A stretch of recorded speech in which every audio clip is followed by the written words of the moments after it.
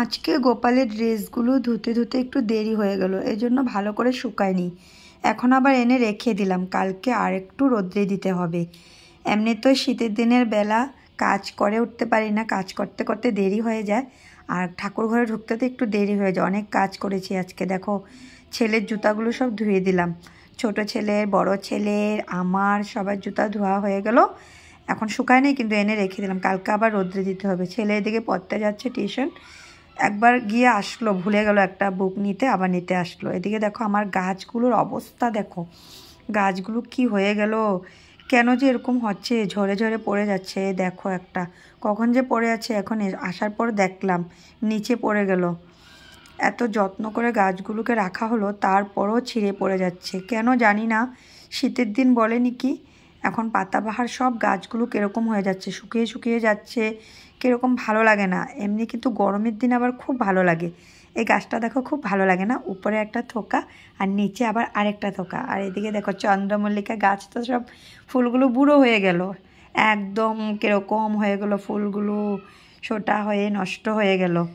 আর এই চন্দ্রমল্লিকাগুলো কয়েকদিন হলো ফুটেছে, দেখো সব ফুলগুলো খেয়ে ফেললো, নিচের দিকে যত ফুল ছিল সবগুলো খেয়ে ফেললো। কে খেয়েছে জানো? আমাদের রাধিকা রানী, বড় দুষ্ট, কখন যে এসে খেয়ে ফেললো, একটুকু দেখলাম না।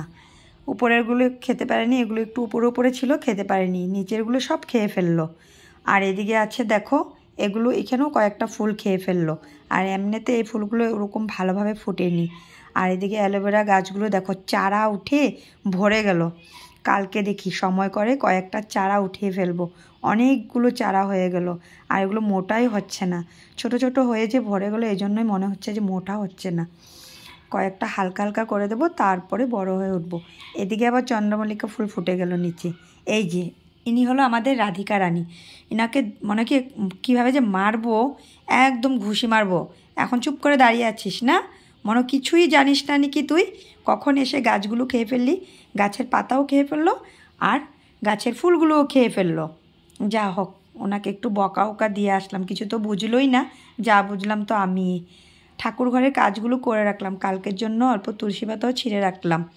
আর এদিকে দেখো গোপালকে যে বিকালবেলা ভোগ দেবো, ওটার জন্য বাটা ধুয়ে রেখে দিলাম, এমনি ঠাকুর বাসনও ধুয়ে রেখে দিলাম কালকের জন্য। আর সন্ধ্যাবেলা যে সন্ধ্যা দেব, ছোবা ভরে রেখে দিলাম, প্রদীপে তেল দিয়ে রেখে দিলাম, ঠাকুর ঘরটাও মুছে রেখে দিলাম। রোজ দিন বিকেলে আমার এই কাজ করে রাখতেই হবে। সব রেডি থাকলে সন্ধ্যা হওয়ার পরে চট করে গিয়ে সন্ধ্যাবাতিটা দিয়ে দিতে পারবো। আর আমাদের গোকুসোনার দেখো ভীষণ ঠান্ডা লাগছে, কিন্তু একদম ঘিচিমিচি হয়ে বসে আছে তিনজন ঠান্ডায়।